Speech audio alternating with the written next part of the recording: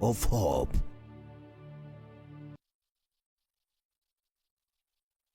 Chukua peni na karatasi kwa muda wa dakika 30.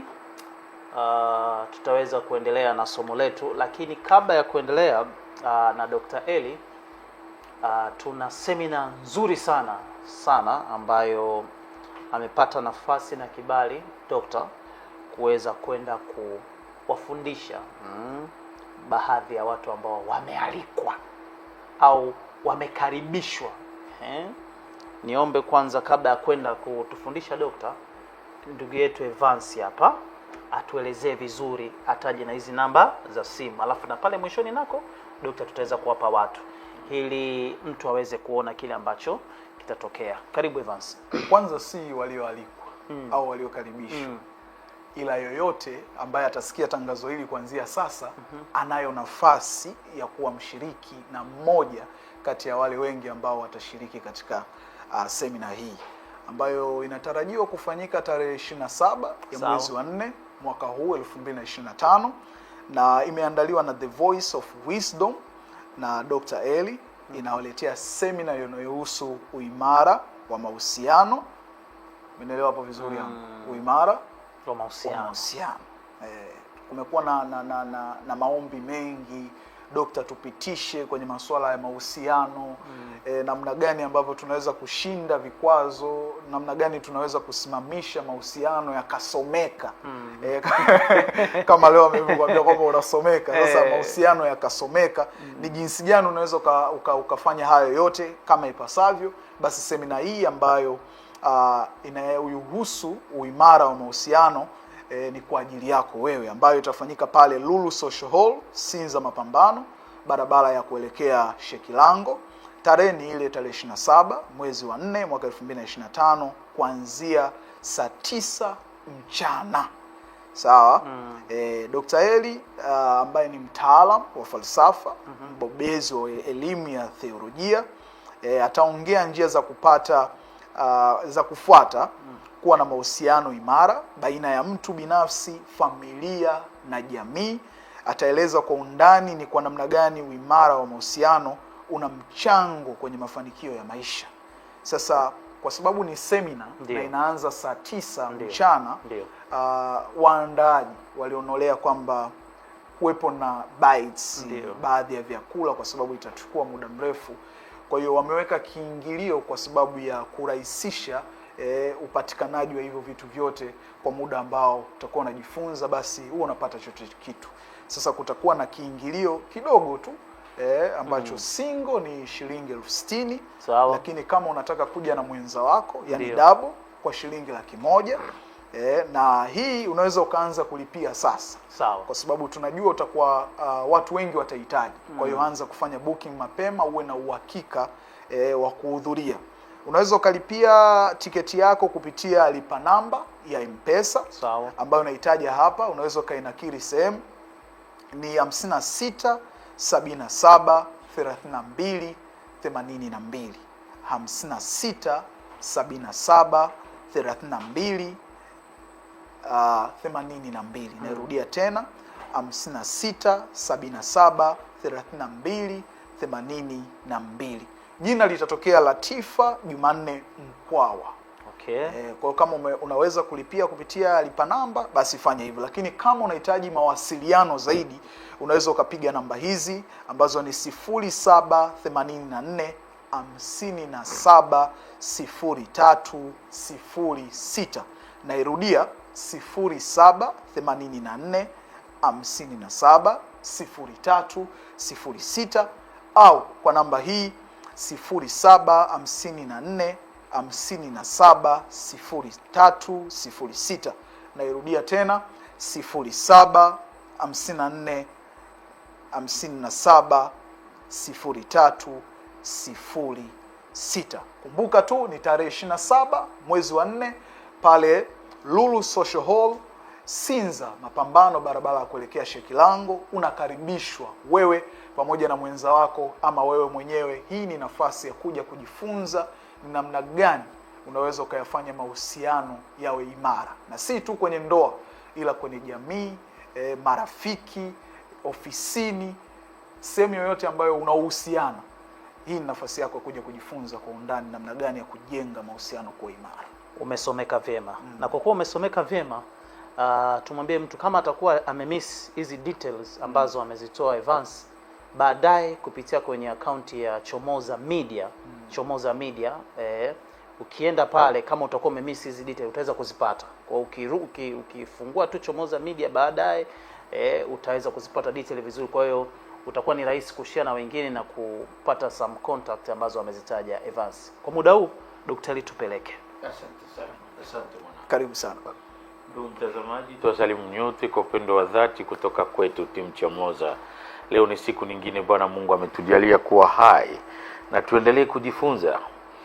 Tumesikiliza tangazo kuhusu semina ambayo tunatarajia mwezi ujao. Karibuni nyote.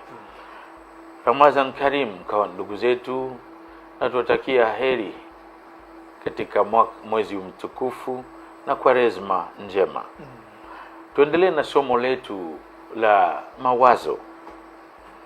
Tulikuwa tunaongelea circuit za mawazo. Mawazo yanatembea katika nyanja. Na leo tuongelee nyanja ya kati ambako tulisema tutaongelea mwisho. Nyanja hiyo inaitwa urafiki. Mawazo ni dynamic. Urafiki unasafirisha mawazo. Chochote kile ambacho una urafiki nacho, yeyote ambaye una urafiki naye amepewa ruhusa, amefunguliwa lango la kusafirisha mawazo yake kwako. Kumbuka tulisema mtu ni wazo. Mambo yote katika dunia hii ni mawazo tu.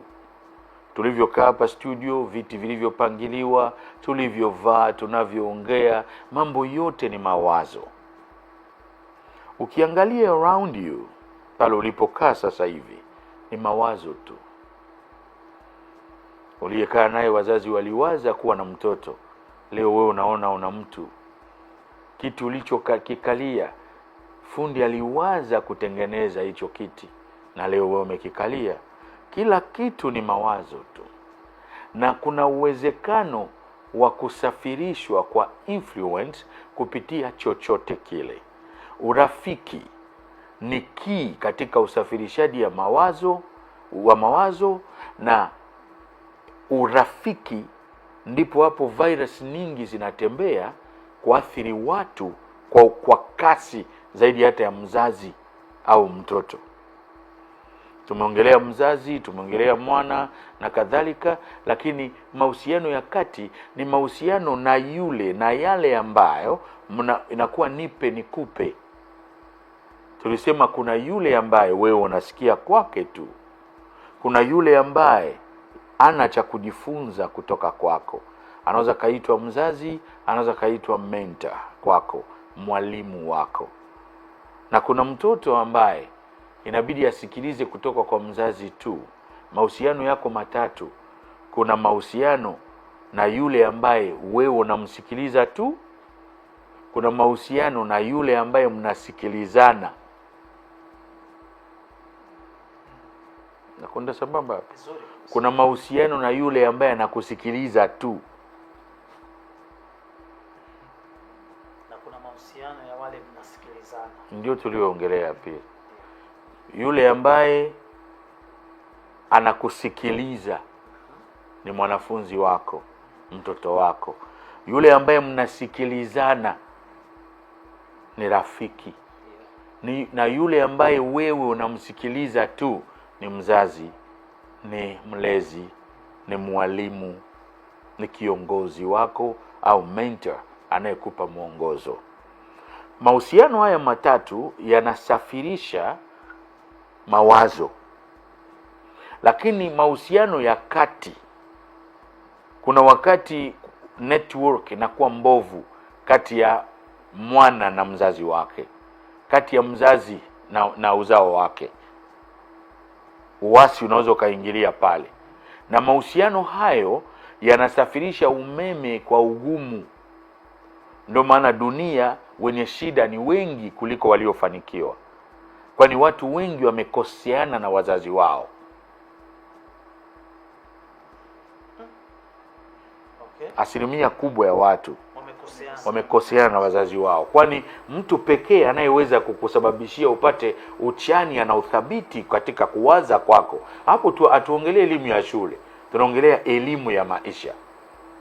Maisha yatambui shule, zana ya kuishi ndio natambua shule.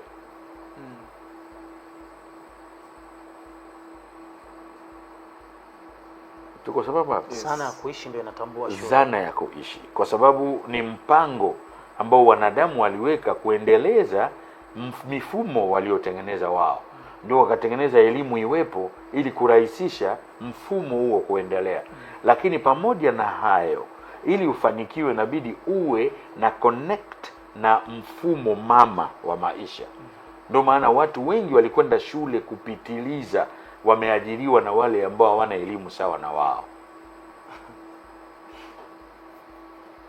Kwa nini? Kwa sababu inategemea na connect. Asilimia kubwa ya wanadamu, vizazi vilivyofuatia haviconnect vyema na vizazi vilivyotangulia. Wana wa Israeli ni taifa pekee mfano pia unatolewa. Mungu anapojitambulisha kwa Musa anamwambia, mimi ni Mungu wa Ibrahim, Mungu wa Isaka, Mungu wa Yakobo. Haipingiki. Lakini hakumtaja mzazi mmoja tu, ametaja wazazi watatu, kuanzia kwa source ya covenant, agano ilipofanyika. Mimi ni Mungu wa Ibrahim, Mungu wa Isaka, Mungu wa Yakobo. Na Bwana Yesu aliweka sawa akisema, Mungu sio Mungu wa wafu, bali imeandikwa Mungu ni Mungu wa Ibrahim, Mungu wa Isaka, Mungu wa Yakobo. Ina maana pamoja na kuwa miili yao hakuna, lakini umeme wao bado upo active. Waisraeli kutoka katika utumwa, kuondoka kwa shida baada ya miaka zaidi ya 400, Mungu alikumbuka agano lake na mzazi wao, na Ibrahim. Alivyokumbuka agano hiyo ina apply kwa uzao wake. Mzazi yeyote anakusudia na kutakia mema uzao wake, lakini uzao wenyewe unakuwa na uasi, kwa sababu umeme unatembea kwa kasi katika mahusiano ya kati. Mahusiano ya kati ndi mahusiano ya urafiki. Hayo mahusiano yanasafirisha umeme wa mawazo kwa kasi, na ndipo pana virus. Una marafiki ambao wana connect tofauti na source yako. Kwa hiyo unapo connect nao, unaamini rafiki yako, una uhakika naye kuliko mzazi aliyekuzaa. Una confide kwa mtu unayemuita rafiki kuliko source yako ulikotoka. Una disconnect na source. Manake vitu vyote anavyoweza kukumiminia yeye vitakuwa virus, kwa sababu usipokuwa computer unaweka wapi software? Inabidi ueleweke wewe, operating system yako, DNA yako, intelligence yako, akili imeconnect wapi kwa uzao wako. Tunaona hiyo inaashiriwa hadi kwa vizazi. Kuna kabila fulani wanatambulika kwa tabia fulani. Kuna koo fulani ukoo ule unatambulika kwa sifa fulani. Na ukiangalia ni bayana, na haijaanzia pale unaposoma, bali kule walikotoka. Kuna link. Na katika upotoshaji wengi wanatumia vibaya zana hiyo, kusema kwamba laana ya vizazi vilivyotangulia vinakufuata na kadhalika. Ndugu zangu, kila kizazi, na tena laana inakuwa specific kutiririka kwa vizazi 4, kwa 4 generations. Inakwenda 4 generations, vizazi 4. Yeah. Some maandiko tutapata picha pia. Wakati Bwana alikuwa anampa Musa instructions, alimwambia Musa, msipotii talaaniwa hadi vizazi 4. Na kuna shift inatokea hapo. Lakini shift hiyo inawezekana tu endapo kizazi cha 4 kitashtukia zana iliyosababisha wao waendelee katika mapungufu hayo. Na sasa hivi tunaishi katika generation tofauti ambapo Bwana Yesu alileta uwezekano wa uokovu kwa ujumbe wake. Hatumuongelei Bwana Yesu as a person, bali kama messenger, kama mjumbe. Watu wengi unaweza kawa na bifu na jina Yesu kwa sababu wewe sio mshabiki wa dini inayokubali jina hilo. Make no mistake about it. Kiukweli kabisa hakuna dini inayoweza kupingana na Yesu kwa dunia nzima. Hadi Wayahudi ambao hawaamini kwamba alikuwa Masaya, lakini wanakubali kwamba alikuwepo. Talmud inamtambua katika vitabu vyao, Qur'ani inamtambua Isa. Na mission aliyofanya Bwana Yesu haipingiki. Ndugu mtazamaji, utamchukia kwa lipi? Wanadamu tumepotoshwa kiasi cha kwamba ujinga wetu na laana ya kiumeme potofu ndio natuangusha. Watu wanafanya debate around things ambazo hazina hata maana. Eti alisema yeye ni mwana wa Mungu, wengine wanasema ni mwana wa Mungu, huyu anasema sio mwana wa Mungu, alikuwa mtume tu, alikuwa hawezi kuwa mwana wa Mungu. Ndugu mtazamaji, mwana maana yake nini? Wanadamu tunajiassociate na miili yetu, ndio maana tunakuwa na mapungufu, na dini ndio inaleta reinforcement kwa mambo haya, ili watu watishike, wamuone Mungu ni Mungu tu, lakini sio baba. Bwana Yesu alisema msalipo mseme baba yetu uliye mbinguni. Hakusema ni baba yake peke yake. Msalipo mseme baba yetu, sio baba yangu, baba yetu uliye mbinguni. Na yeyote aliyepokea Injili amezaliwa upya na kuwa kiumbe kipya. Ulizaliwa kwa mwili kwa baba na mama yako, kama Nicodemus alivyopewa jibu na Bwana Yesu pale Yohana 3. Lakini inabidi uzaliwe mara ya pili kwa roho. Sasa tulikufa kiroho kwa dhambi, kwani pamoja na dhambi tuliendelea kuonekana katika mwili, lakini tulikuwa tunakufa. Mwili huu ni wa umauti. Mungu ni baba kwa wote walioumba kwa sura na mfano wake, endapo watamrudia kama alivyotutengeneza. Utakuwaje sura na mfano wa mtu usipokuwa unamtegemea yeye kama source yako? Baba ni source. Baba ni source ulikotoka. Baba maana yake baba kwa Kigiriki anasema Abba, father, maana yake source. Wewe kama nishati, kama umeme, kama uhai ulitokea kwa Mungu Baba aliyepuliza pumzi ya uhai kwa mwili huu wa udongo. Pumzi ya kwake ndio tunategemea. Yeyote anayeitwa kiumbe kilicho hai kama mtu, source yako ni Mungu, ni baba yako. Sasa wengine wanadhani baba yake Yesu tu. Sasa wanapinga sio baba yake. Ujinga ndio unatusumbua ndugu.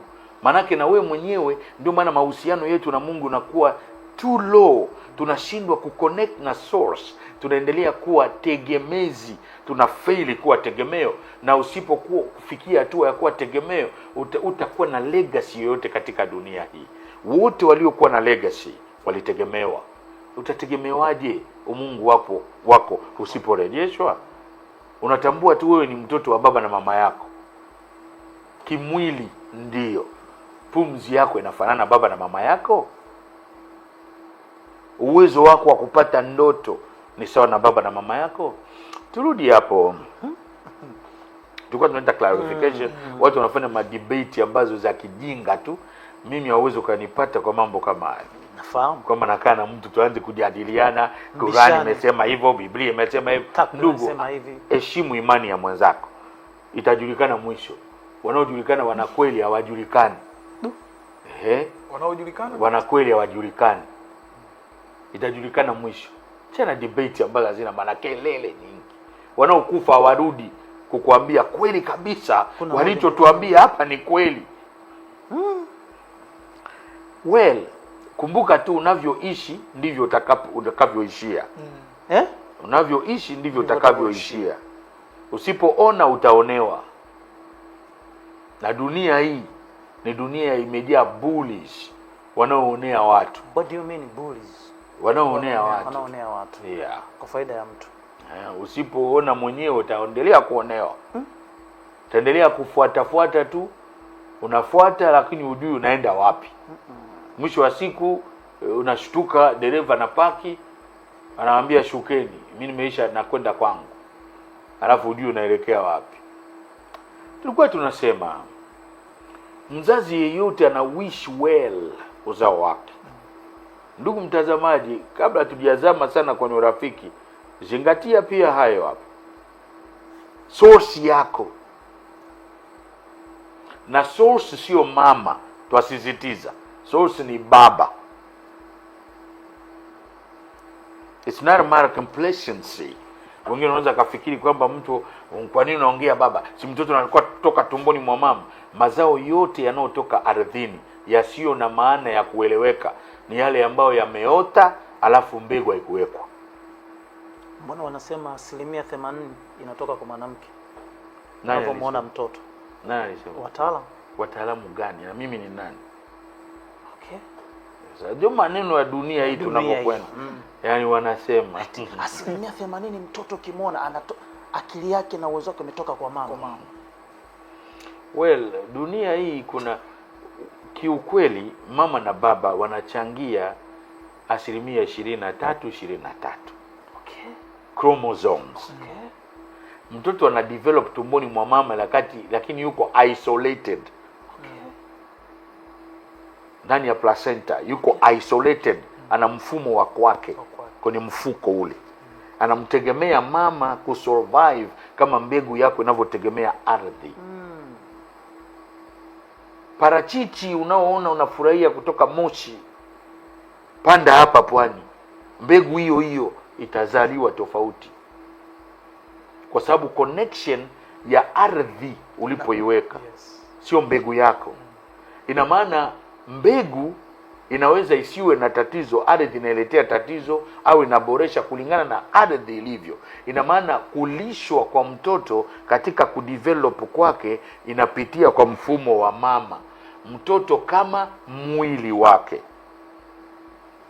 Mawimbi yote yanayokwenda kulisha system ya ubongo wake kupitia mfumo wa mama kwenda kulenga moja kwa moja tumboni. Na huyu mtoto anaweza akadictate mama yake anakuwa na sifa zipi. Ana power zaidi ya mwili alikowekwa. Ni malaika. Alafu connection yake ni so powerful. Wanawake wengi walikataa kula chakula chake pendwa kwa sababu yule amekataa. Alishindwa kulala mkao wake pendwa kwa sababu yule alikataa. Ni njia tu, ni conduit ambako nishati inaingia na kwenda kule, vitu inaingia na kwenda kule, lakini mchango wa baba na mama ni kwa mwili wa mtoto first and foremost. Na mchango ule kwa mwili, kumbuka mitambo yote ya mwili ni mwili. Ubongo ni mwili. Ukipasua fuvu utaona ubongo. Lakini operation yake, data zilivyokaa pale, kuna data za msingi za kutokea DNA, na data hizo zote hapa tuko realistic sasa ndugu mtazamaji. Sio mambo eti walisema. Tunakujustify. Ujue kwamba ovum inachangia 23. Spermatozoa inachangiwa 23. Na zote combine together kwa mchakato unaoitwa zygote. Ni 46 bado. I understand. Getting there? Yes. So mtoto anapozaliwa ana 46 kutoka kwa baba na mama yake. Yes. Kinyota, kwa usomaji wa nyota, 46 ni 11. Moja ni mwili moja. 4-6. Moja kwa moja unasoma kwamba mtu ni wa majira aliyeumbwa kwa siku ya 6.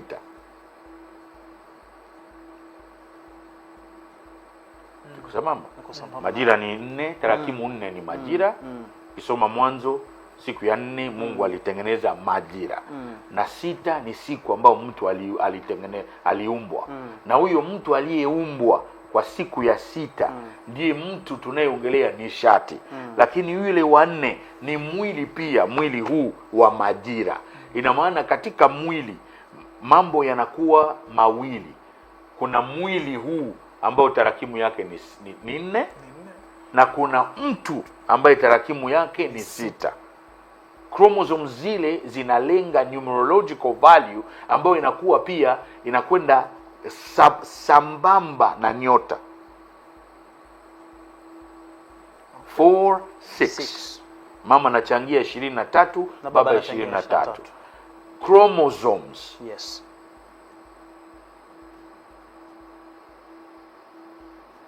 Make no mistake about it. Now, mama ni sawa na ardhi, baba ni mpanzi. Baba ndiye ana mbegu. Yes. Akiweka mbegu inakuwa na maana. Ndio maana hata Bwana Yesu baba yake Mungu alikuwa baba yake.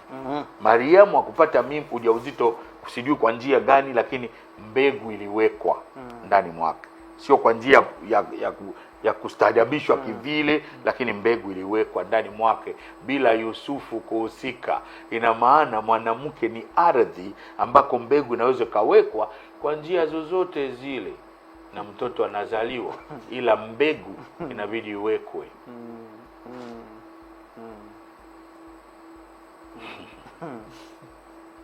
Now tunapata picha nadhani. Yes. Ili tuondoa dhana ile ya kusema of course mama ni mzazi wa karibu zaidi na mtoto. Baada ya kuzaliwa anachangia zaidi kwa sababu yeye ni the closest. I understand. Mtoto akiwa ananyonya anamsoma. Ananyonya, maziwa yanatokea kwa mwili ule wa mama yake. Lakini yale maziwa yametengenezwa pia na uwepo wa kwake mtoto. Yeye ndio anatengeneza maziwa ya kwake, chakula chake. Takriban miaka 2 anaandaa chakula. Ni dalili ya kuonyesha kwamba sijaja kuwategemea, nimeleta chakula changu, nipeni chakula ninywe. You see? So basically tunapoongelea mtoto source yake ni baba yake kimungu kabisa. Source ya dunia nzima ni Mungu Baba. Lakini katika malezi na uzazi ndio nasoma sasa ubongo, hata ubongo unakuwa 2, unakuwa na left and right. Mama baba. Kila mmoja na play role katika kupevuka, kukua kwa mfumo. Mchango wao ni muhimu. Na ndio maana maandiko yanasema fuata mafundisho ya baba yako na usiache sheria ya mama. Ina maana mama sio mwalimu kwa mtoto wake bali sheria. Ila baba ndiye mwalimu. Sasa leo imegeuka. Baba anakuwa sheria kwa mtoto, afu mama ndio mwalimu. It's dangerous. Miguu juu kichwa chini. Utaenda utafika wapi? Nothing. Baba wengi ni wakatili wa babe. Ana muda wa kuinstruct mtoto wake. Akitaka kuongea na mtoto wake anakusanya nguvu kupitiliza. Lakini mama ndio mwalimu. Alafu anaongea walimu na kuogopa kwa sababu mama anachangia affect. Baba ndiye anayechangia effect kwa mtoto wake. Mtoto ambaye ni effective maishani, baba yake amechangia. Mtoto ambaye ni affective, mama yake amechangia. Unapata hiyo inakuwa. Mtoto mwenye matokeo maishani, baba amechangia. Mtoto mwenye kuwa na mapenzi, mama yake amechangia. Mtu ambaye alichangia vyema na mama yake anaweza akaconnect na watu. Lakini anaweza akawa na fail kila akiconnect. Lakini yule ambaye baba yake alimchangia na mama amechangia, ataconnect na watu na atadumu. Tuna dakika 1. Tufunge ukurasa. Sijaongelea hata topic ya leo. Wewe uleta asilimia 80. Dunia hii watu wajanja. No, umetusaidia doctor. Thank you very much indeed. You did the right thing actually. Tuweke tu kabla hatujafunga na tangazo la seminar lijalo. Tuweke hapa, tusisitize ndugu mtazamaji. Marafiki urafiki unasafirisha umeme kwa kasi mno kuliko umeme kutoka kwa baba kwenda kwa mtoto ama kutoka kwa mtoto kwenda kwa baba. Rafiki, unaweza ukawa unafundishwa vizuri na mwalimu wako, lakini una hang around mtu gani? Unakaa karibu na mtu gani?